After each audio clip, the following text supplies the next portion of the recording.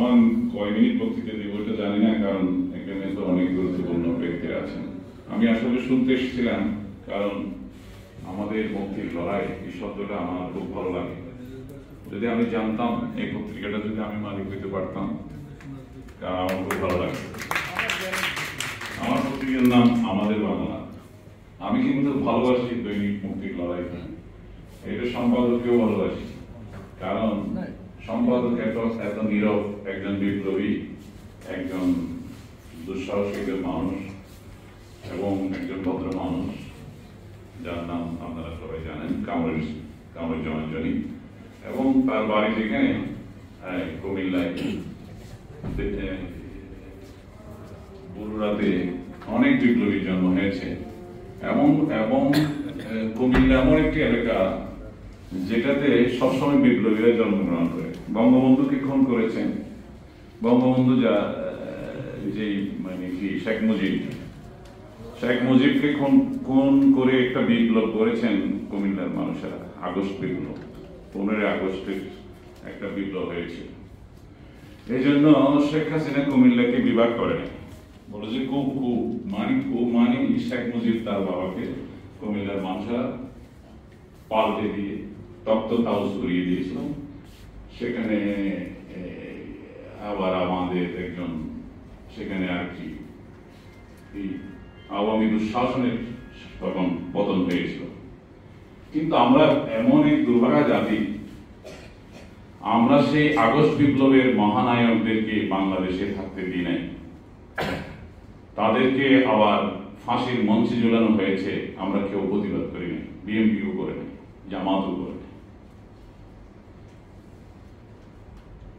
যারা জীবনকে বাজি রেখে সেদিন 15 আগস্ট ঘটিয়েছিল 75, আমরা তাদেরকে কেউ স্মরণ করি না। এখন আমরা মেজর ডালিমের সাক্ষাৎকার সবাই শুনি, লক্ষ লক্ষ মানুষ। তো এতদিন শুনো নাই কেন? কি অপরাধ ছিল? যদি আওয়ামী দুঃশাসনের বিরুদ্ধে কেউ বিজয় লাভ করে, তারাই তো বিজয় লাভ করেছে। যাই হোক, আমরা 5ই আগস্ট, জুলাই এবং আগস্ট, এটাতে 36 জুলাই বলতেছি। 36 জুলাই মানে 30 দিনের উপরে তো কোনো মাস নেই, আছে নাকি? তারপরে 36 জুলাই বলতেছি কেন? জুলাই এবং আগস্টে বিপ্লবটা হয়েছে, মিলাইয়া টাইমে আমরা বলতেছি জুলাই, 36 জুলাই। এগুলো এক কবি সাহিত্যিকরা এক সময় বলে, আমি তো কবিও নই। তো আমাদের অনেক মান অভিমান আছে, বঞ্চনা আছে, অপমান আছে। আমরা আসলে মূলত অপমানিত মানুষ, আমরা লাঞ্ছিত মানুষ, বঞ্চিত মানুষ। সবসময় বঞ্চনা, লাঞ্ছনা, অপমান সহ্য করে আমরা কি। এতদিন আমাদেরকে থানায় গেলে শালার বেটা বলতো, এখন কিন্তু স্যার বলে পুলিশরা। মায়ের খাই এমন বুধ হয়েছে, তারা এখন আমাদেরকে স্যার টাকা শুরু করেছে।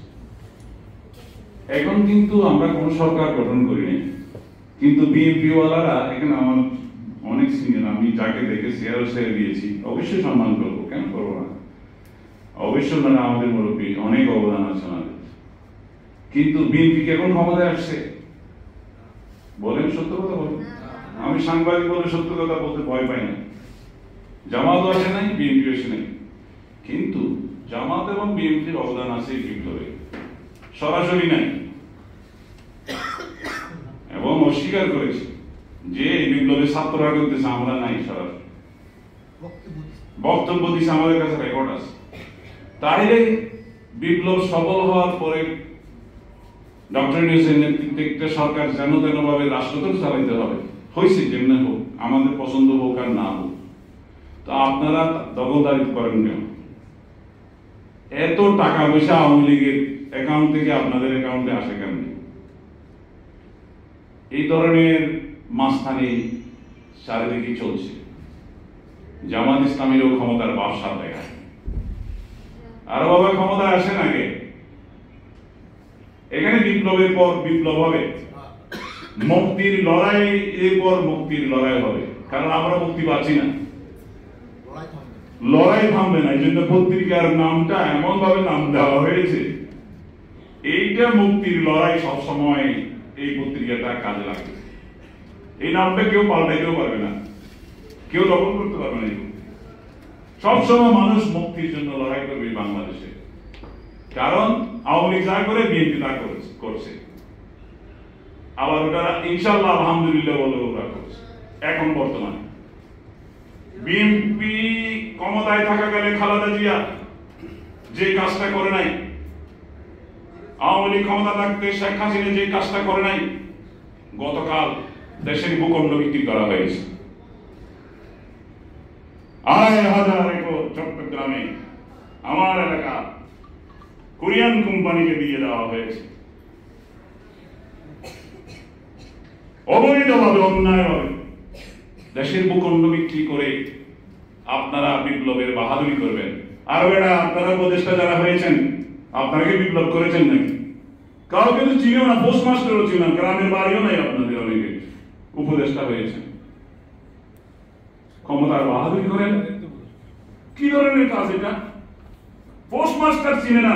রাজাউল্লাহ ভাই আপনাকে বলছি, আপনারা যারা সিনিয়র আছেন, ভয় পাওয়ার কোনো কারণে আমাকে কেউ ধরে উনিবে না, মারতে পারবে না, মারবে একমাত্র আল্লাহ। সুতরাং আজকে বাংলাদেশটা কি একটা অপশক্তি জিম্মি করেছে, অপশক্তি কোন অবদান, রাজপথে কোনো অবদানই নাই। বিপ্লবের পক্ষে তারা 10টা টাকাও দেয় নাই, কোনো মিছিলও ছিল না। হ্যাঁ, যারা বুক ফুটে বুক পেতে গুলি নিয়েছে তাদেরকে মেরে ফেলা হচ্ছে। প্রত্যেকটা বিপ্লবী যারা বিপ্লব করেছে তাদেরকে মেরে ফেলা হচ্ছে। কোথায় আছেন? বিএনপির আমলে একটা ইয়া করছিল আপনার চলে আসেন করে, আমরা যারা আওয়ামী লীগের গাদানি কমিটি আমার সাথে দেখা করবেন না, দৌড়ানি দিয়েছিলাম, মারছিলাম, আমাদেরকে মারা শুরু হয়েছে। অনেক মারা গেছে, যুব কমান্ড করে যাদেরকে মেরে ফেলা হয়েছে বিএনপি এবং জামাত করেন না, ফোন দিতেছি আমি। অথচ আমরা আওয়ামী লীগের পতন ঘটাইছি।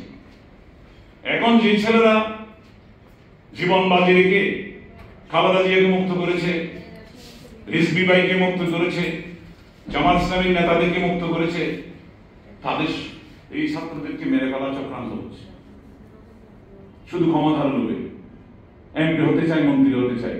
রেজাউল্লাহ চৌধুরী, ওনার টাকা পয়সা কেমন আছে আমি তেমন জানি না, তবে আমি জানি তেমন বেশি অবৈধ সম্পদ নাই, সেটা আমি জানি বলে সে ছেড়ে দিয়েছি।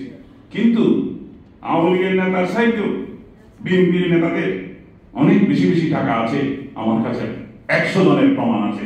এরা মন্ত্রী এবং এমপি হতে চায়। আবার শুধু এরা না, এদের বউকে এমপি বানাতে চায়।